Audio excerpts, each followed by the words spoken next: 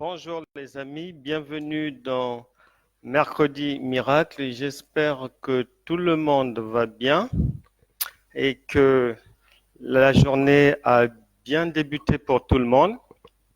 Mais moi ça va, je suis fidèle au poste, comme vous le savez, on a rendez-vous tous les jours et ça débute toujours à 13 heures, heure de Paris. Quand il est 13 heures à Paris, il est 12 heures à N'Djamena, à Brazzaville, il est 19 heures à Haïti, etc., etc.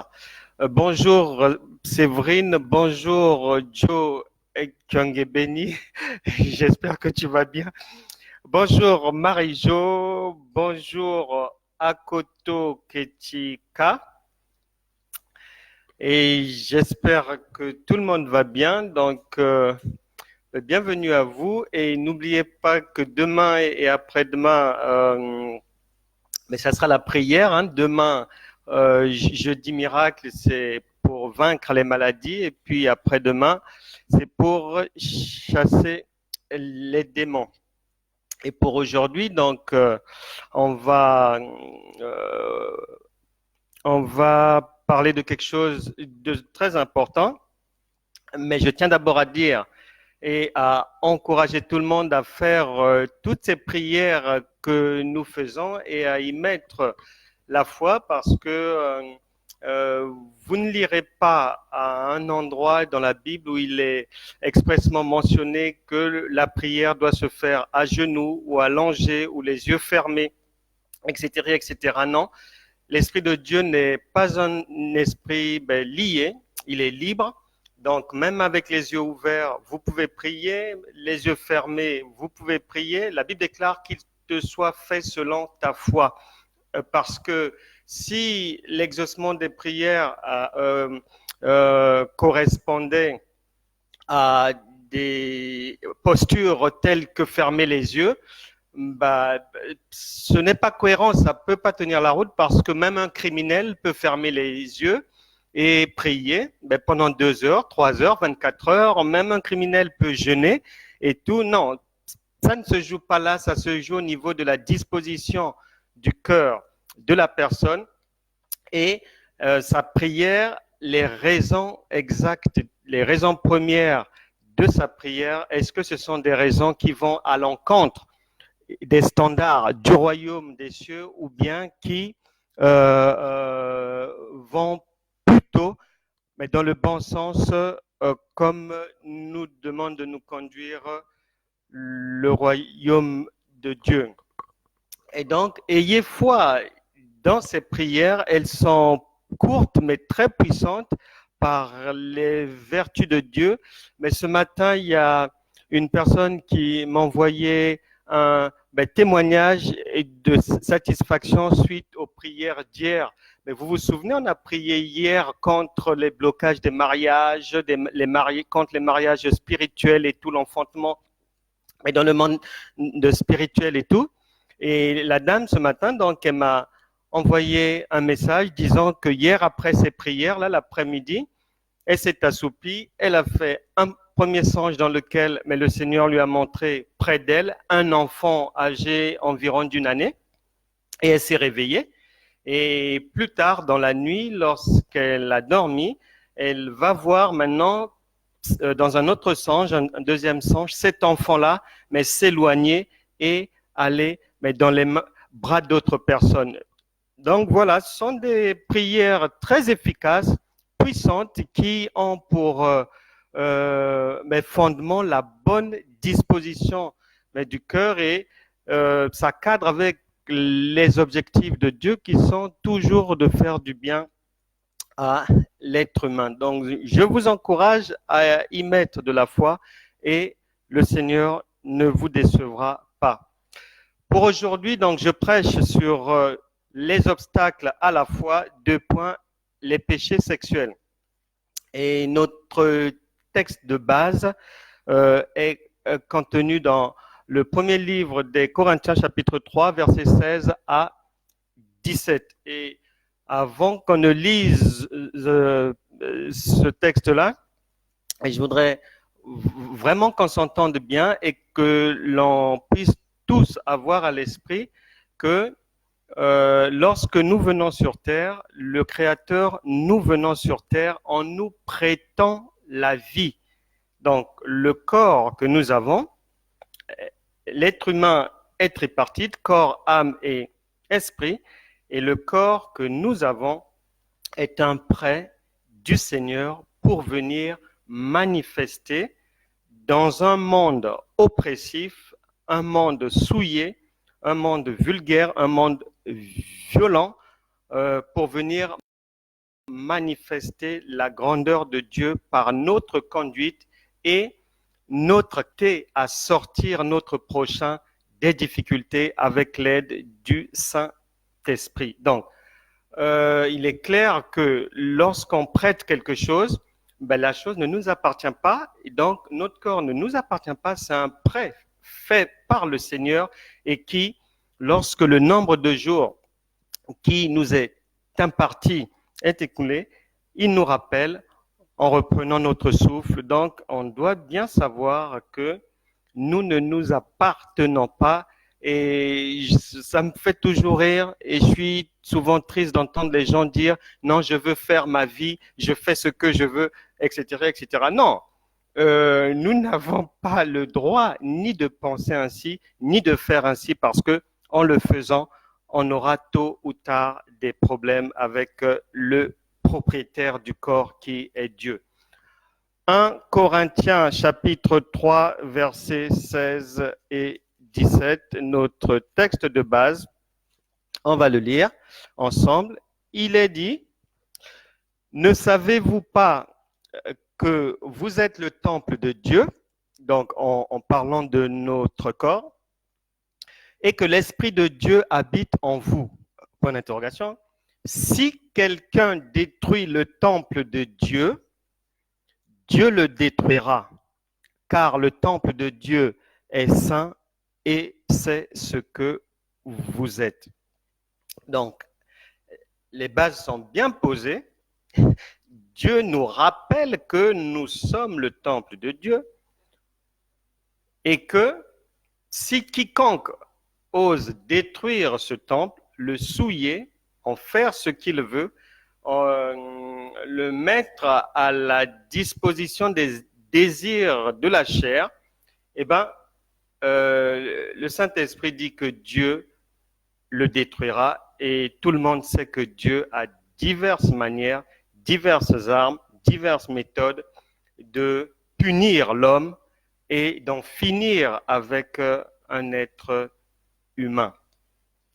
La vie de la foi, donc, lorsqu'on parle de la foi, lorsqu'on parle de la vie de la foi, on n'est plus au stade de oui, je crois, donc ça veut dire que j'ai la foi. Non, non, non, ça sont des futilités, puisque dans Jacques 2, 19, chapitre 2, verset 19 là-bas, la Bible déclare que même les démons croient que Dieu existe. Donc dire que oui, j'ai la foi, je crois que Dieu existe, on n'a rien fait, c'est très futile. Nous ne sommes pas là, nous sommes dans la vie de la foi véritable.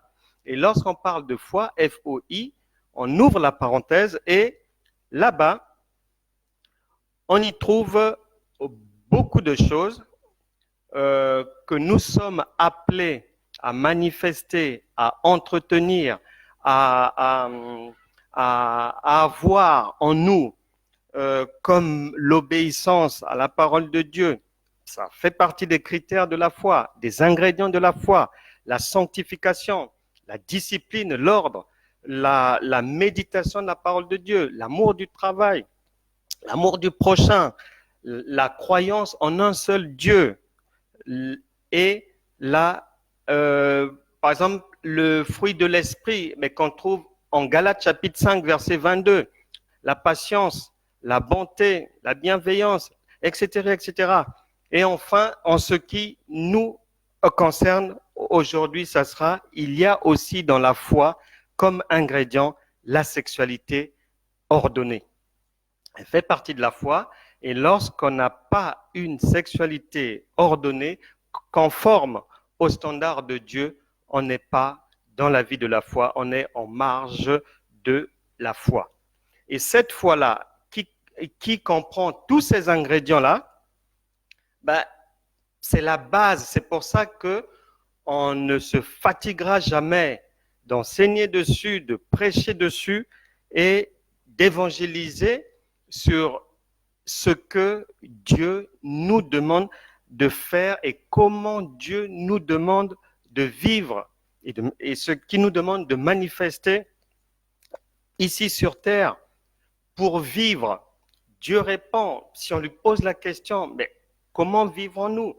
Ben, le Seigneur nous répond, Habakkuk chapitre 2, versets 3 à 4, à la fin, le juste vivra par la foi. Le Saint-Esprit le redit, Romains chapitre 1, verset 17, le juste vivra par la foi. Et avant d'en arriver à la vie de la foi, à la manifester, comment est-ce que nous sommes sauvés? Éphésiens chapitre 2, verset 8, nous l'indique que nous sommes sauvés par la grâce, mais au moyen de la foi. Donc sans la foi, on ne peut rien faire. Comment être agréable à Dieu? Hébreux chapitre 11, verset 6 répond que c'est en marchant par la foi. Comment guérir d'une maladie? Jacques répond, chapitre 5, verset 15, que c'est la prière de la foi qui guérira le malade.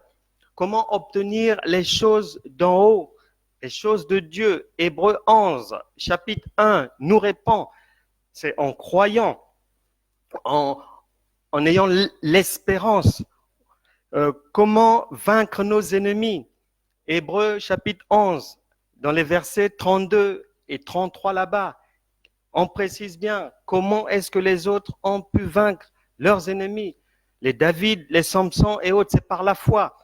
Comment mettre au monde lorsque l'on est stérile? Hébreux chapitre 11, verset 11, prends l'exemple de Sarah qui a mis au monde par la foi, toujours. Donc sans la foi, on ne peut rien obtenir, rien faire, on ne peut pas être agréable à Dieu. Et dans cette foi-là, il y a la discipline sexuelle. Et cette discipline pose problème à énormément de gens. Et je crois que c'est l'un des écueils les plus que l'on rencontre le plus sur la marche chrétienne, que ce soit chez les hommes ou chez la femme. Premier problème, ça concerne ceux qui sont dans l'infidélité conjugale. Donc les infidèles, ceux qui trompent leur conjoint. Il faut savoir que la Bible déclare à la fin de l'Apocalypse, il est dit que personne ne retranche ou n'ajoute une seule lettre de ce livre de la loi. Donc ça veut dire quoi? Si Romains chapitre 6, verset 23 dit que le salaire du péché, c'est la mort, et que Jean 3,16 dit que Dieu a tant aimé le monde qu'il a envoyé son Fils unique afin que quiconque croit en lui soit sauvé, ces deux paroles sont à considérer, à prendre en compte. Donc si tes agissements te font tomber sous le coup de Romains chapitre 6, verset 23, il te sera difficile de t'en sortir. Et à ce sujet, au sujet de l'infidélité conjugale, il faut savoir que c'est l'ignorance qui anime la plupart des gens, même des chrétiens. Tout ce qu'il y a souvent, les personnes qui souffrent, les femmes par exemple, des problèmes de fibromes, de kystes et autres, de maladies bizarres, de cancer à l'utérus, etc., etc. Bien souvent, ce sont des maladies qui sont des punitions divines suite à une infidélité. Un jour, je parlais avec une dame, une chrétienne, mais la dame trompait son mari. Bon, on parlait, et un jour je lui ai dit, ma sœur, écoute, la prochaine fois, j'ai l'impression que la prochaine fois, je ne te parle pas de relations sexuelles. Rien que te retrouver, rendez-vous, en train de bavarder avec un homme comme ça, je te le promets, la prochaine fois que tu le feras, en dehors de ton mari, rendez-vous avec un amant, et je te le promets, Dieu fera rentrer en toi le sida. Elle a rigolé, rigolé, rigolé, rigolé. Et elle m'a demandé pourquoi je disais ça. Je lui disais que non, que Dieu voyait tout, que Dieu la voyait. Elle ne pouvait pas. La Bible déclare qu'on ne se moque pas de Dieu et que la punition divine, elle arrive tantôt d'une manière et tantôt d'une autre. Mais bien aimé, désolé de le dire aujourd'hui, mais la personne était décédée plusieurs mois après cela. Elle n'avait pas cru, elle avait persisté dans ses bêtises et Dieu l'avait reprise. Je connais quelqu'un qui trompait sa femme, mais c'était un chrétien aussi, c'est dommage. Il trompait sa femme et puis un jour je le croise, il sort de l'église, je lui demande, mais est-ce que tu as arrêté avec ce que tu faisais? Il rigole, il me dit non, Dieu fera. Je lui dis non, Dieu ne fera pas, Dieu te demande d'arrêter. Dieu ne fera pas ton job à toi. Donc il prenait ça pour de la rigolade et malheureusement aussi cette personne avait fini par nous quitter. Donc il faut faire attention avec ces choses-là. Dieu a plusieurs manières de punir l'être humain. Et en ce qui concerne les péchés sexuels, mais le Seigneur attend toujours, d'une manière générale, en termes de péché, et là nous parlons des péchés sexuels, mais le Seigneur, si vous êtes sur cette voie-là, vous attendra toujours quelque part. Et j'aime bien le témoignage du pasteur Paul Adjé de la Côte d'Ivoire qui témoignait qu'il était déjà pasteur, mais il avait du mal à se défaire du vagabondage sexuel. Il n'arrivait pas, il avait vraiment cette lutte-là, mais au début, il ne faisait aucun effort pour en sortir de là. Et un jour même, l'un de ses collaborateurs l'a croisé dans un couloir tellement qu'il sortait avec toutes les femmes, même dans l'église et tout. Mes collaborateurs, en le saluant, on va lui dire, voici un pasteur qui mange même ses brebis. Bref, heureusement pour Paul Adjé, mais le Seigneur était venu à son secours et il avait fini par être délivré de l'indiscipline sexuelle. Il y a aussi un autre point de ces péchés sexuels, mais ce sont les personnes, mais souvent les femmes, qui volontairement, consciemment, vont accepter de jouer les seconds rôles. Donc, elle sait pertinemment que le monsieur a sa femme, elle sait pertinemment que le monsieur est occupé, mais soit ça lui convient bien, ou soit elle espère que le monsieur finisse par abandonner l'autre pour la récupérer, elle, une bonne fois pour toutes. Je suis vraiment triste. Quand il y a une sœur, par exemple, qui sort avec quelqu'un depuis 3 ans, 4 ans, 5 ans, peu importe, mais la sœur dit que quand il éteint son portable, c'est déjà suspect. Et à chaque fois qu'elle veut aller chez lui, ce n'est pas possible. Il avance toujours des raisons. Ce n'est pas possible. Ce qui fait que la dame n'est jamais allée chez lui. Et lorsqu'il passe chez elle, le portable est toujours éteint. Et des fois, il faut partir précipitamment pour X raisons.